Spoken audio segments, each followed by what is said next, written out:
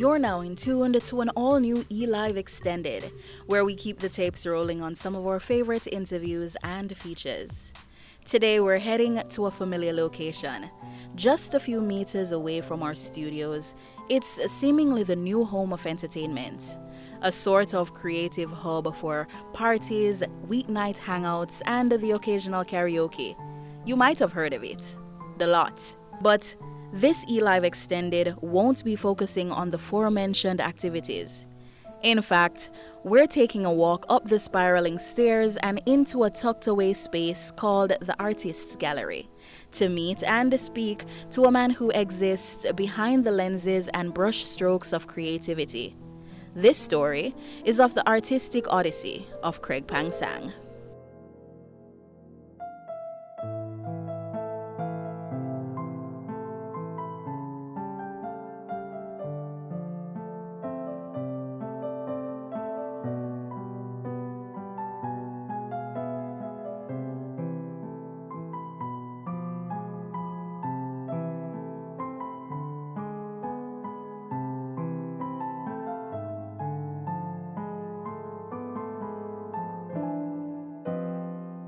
First creating a name for himself in the broadcasting and film industry, Phang was always creating, from motion pictures, television and radio production, to then becoming the go-to person for production equipment sales.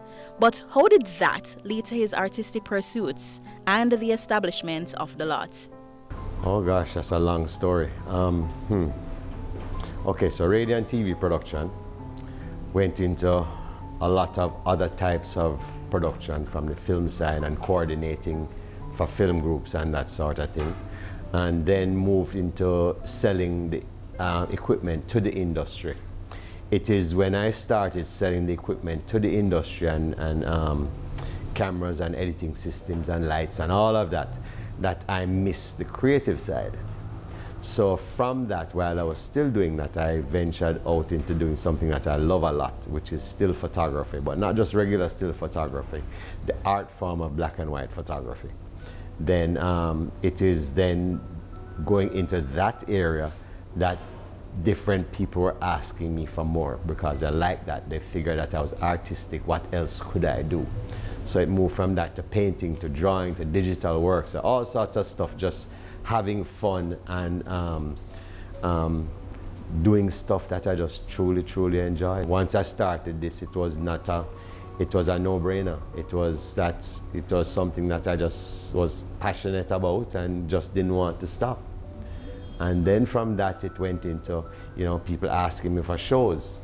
So doing so many shows, displays all over the place, it got me thinking about all the different problems or challenges that one would have, which is inviting people to come to it, whether it's through WhatsApp or social media. You can annoy people a lot by trying to send out all these invitations and so forth. So the birth of The Lot was actually and is actually a solution to a lot of that. It provided growth in a lot of other areas, and that growth is what brought the people in to automatically see the art, because they are surrounded by art everywhere. If someone were to ask you how you would describe your work, what would you say to that? Well, it's so wide. It's such a wide variety of things. How would I describe my work? Well, it's definitely a reflection of Jamaica and the best of Jamaica. Black and white started that side, and there's a whole lot more of that that's going to be displayed on the outside of the gallery. The softer side, which is I do mostly paintings and drawings, then, not mostly, but a lot of it is of the Jamaican female. And I don't know what it is. It's the climate and the attitude and the passion for so many things is what I'm trying to capture and to show the rest of the world also. Are you trained within the fine arts, or was it something just born naturally out of passion? My training is in radio and TV production. I have no training in the arts in terms of painting and drawing. Photography allows me to capture something and then go back and from it be inspired to create something else. My journey is I think even at my age it's just beginning. I have so much stuff in my head that I want to get out while I'm still on earth and while I'm still healthy, and it seems a little bit daunting, but at the same time I'm looking forward to just creating, you know. This building this space has taken a lot of my time, and there's probably another 40% more to go in the physical space. So I still have to dedicate a lot more time to developing it. But in developing it, it also creates more space for more art. And not just art from me, but art from other artists. So I have to be patient with myself and remind myself that I am only one person.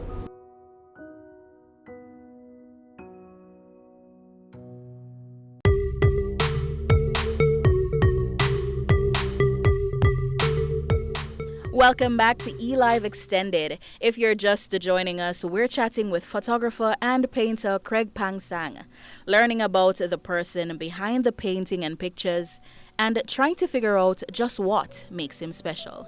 This is called Tree of Life, and it's an interesting story because what happened was that I saw this vine on the wall. Yes, it's a multiple exposure, but I saw this vine and I just thought, reminds me of the Tree of Life.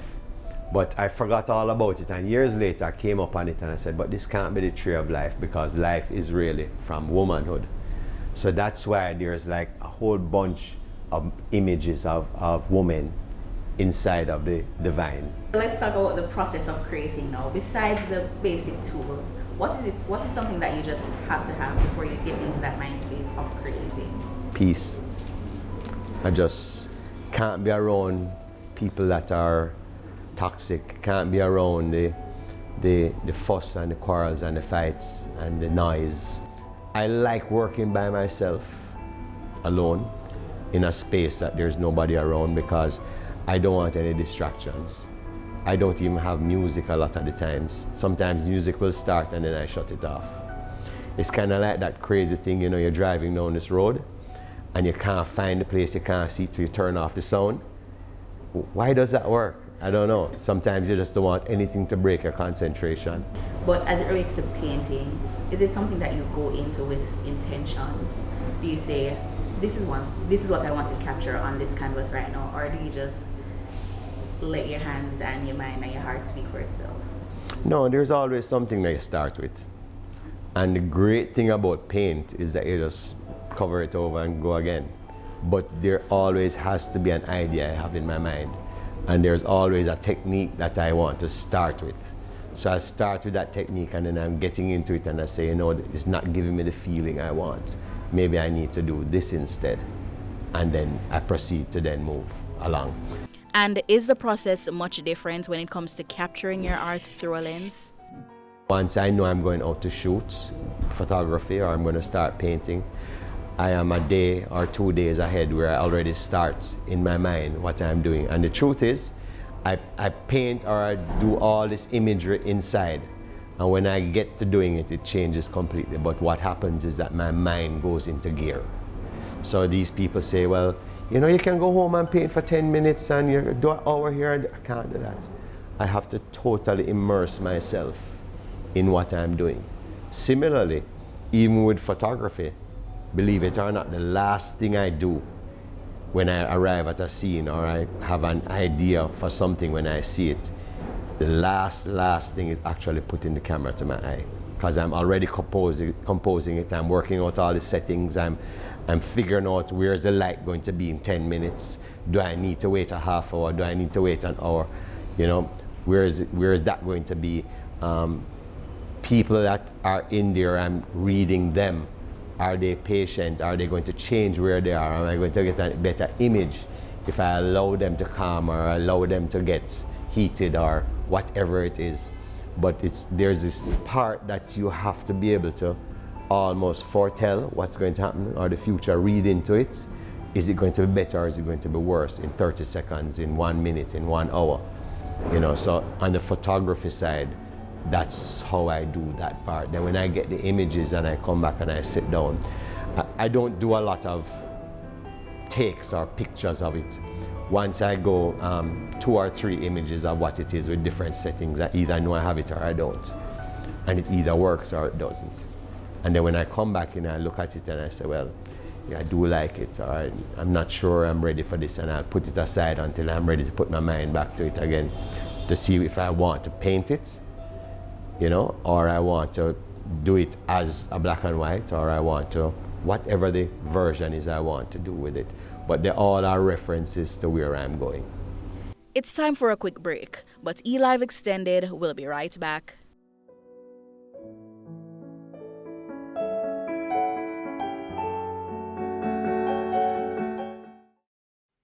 Welcome back to elive Extended. We're talking about the world of art, more specifically local art and the art market. In a space that's considered relatively small despite the influx of creatives, sculptors, painters, photographers, who's buying these pieces? And is it a business of passion over profit? So we're discussing the market of fine art in Jamaica. Is it a huge market? Are people actually buying into fine art pieces? I think so. The short answer is yes. There's a huge market outside of Jamaica for all Jamaican products. I think we're such a great, big little country. Every piece of art has a buyer. Our biggest challenge is finding what that market is. We have to be careful also in the type of themes that we produce, because there are some things that are being done that just don't suit homes. You have to figure out where you want to sell and what it is people are looking for. And of course, there are varied tastes. But the bottom line is find your market and look at what the challenges are. Find a solution to those challenges, whether it is size or variety or different types of art that people would want. When you're not creating, what can we find Mr. Craig Phang doing? Eating. I love food. I have a classic car. I love the classic muscle cars, and that will take enough time out of me between just enjoying just traveling around Jamaica. And the truth is, like, photography is not a chore for me. I can jump in and say I'm driving down to the South Coast to go eat, but I really am going down there because I want to see what I find. What do I find on the way?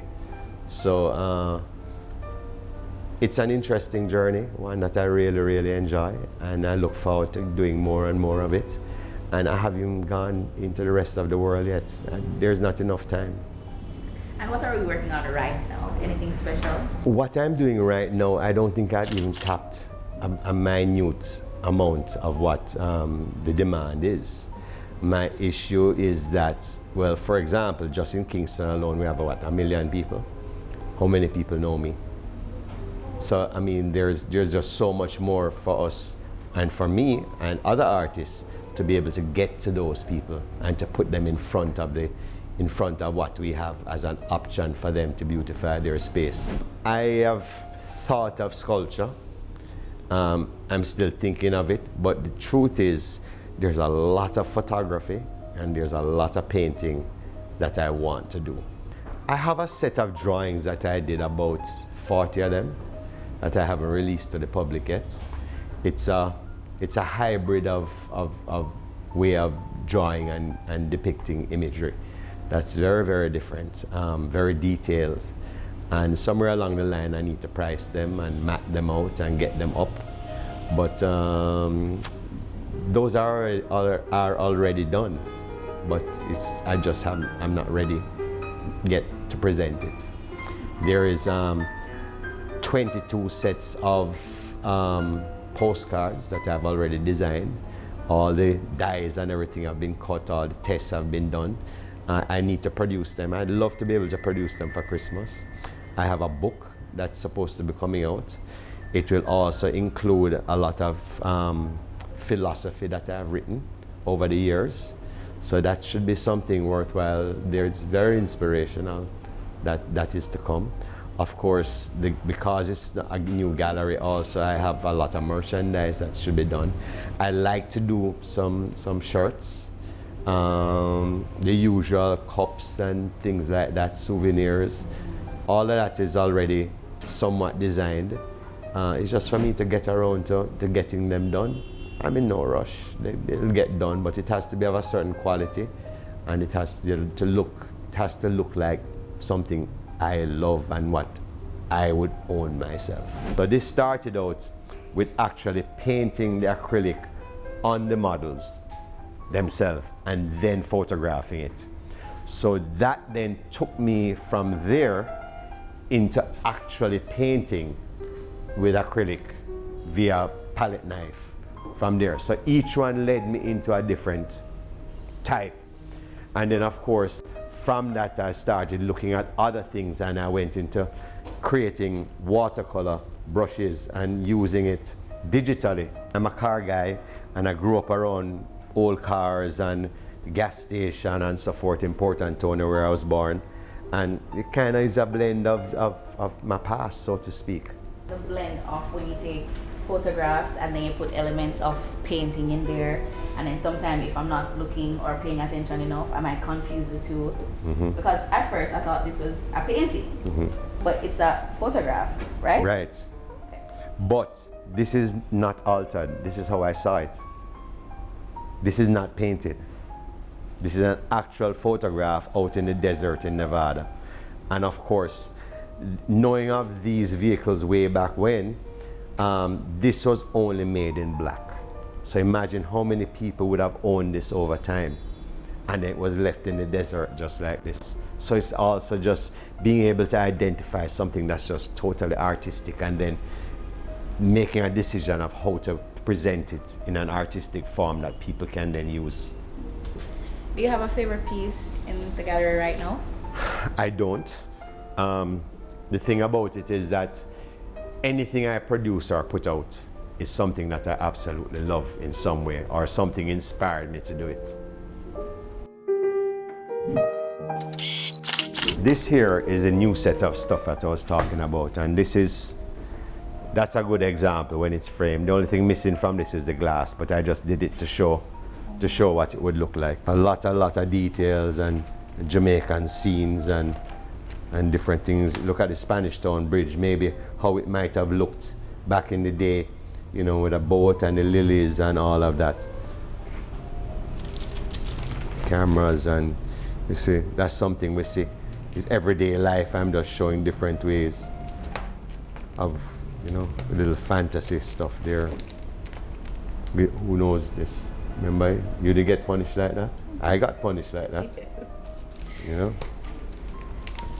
And of course, you know, racehorses. That's a big part of our life. Is it something that can be taught? Anything can be taught to a certain level. There are a lot of technical people around, but that doesn't mean that it works, because what is happening with art is, for example, a drawing is just a drawing. Unless it has passion in it, then it becomes art. So when it's missing that thing, you'll stand up and you'll look at it and you say, yeah, I don't know what it is, but I don't really like it. So there's something that if you can't feel the artist through the work, it just becomes another technical thing. It could have been done anywhere, you know? It's that little bit of difference that you do in it that makes it be something else. And of course, everyone has a meaning to me, but I never ever really discuss what the meanings are to me, because I think it's a lot more important for what the viewer sees and what they feel, because they should buy it because it does something to them. Looking back and looking where you are now, what has been the highlights of the journey? What's been your favorite part about it all? You know, every single time I do an exhibition, and there are so many young people and so many potential customers that come in and just absolutely love what they see.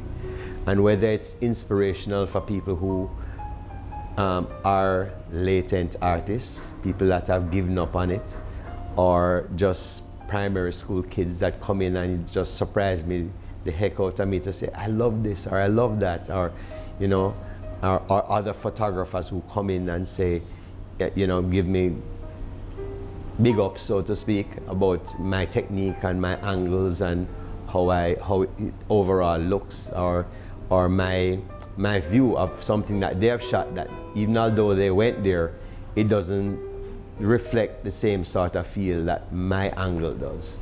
So it makes you feel good that one is achieving something that is out of the ordinary, and that keeps driving me, you know. And any advice for persons who want to venture into this field, or even young artists that just wants to learn more about the field? Any advice to those persons? Of course, Nike coined it, just do it. It don't matter how it looks, just do it. Because if you don't keep doing it, then you don't start developing your style. And it's important not to copy somebody just for the sake of copying them. You know, you look at something and say, how can I make that better? How can I do a variation to that? How can I be me? Don't try to be another artist. Just be who you are and develop something that you are known for. Well, that's all the time we have in this installment of elive Extended. And as we close the chapter on this incredible journey of artistic expression, we're reminded of the importance of staying true to one's passion. May you find the courage to embrace your talents, nurture your creativity, and paint your own vibrant masterpiece upon this canvas that we call life. I'm Shanike Rankin. Until next time, love and light.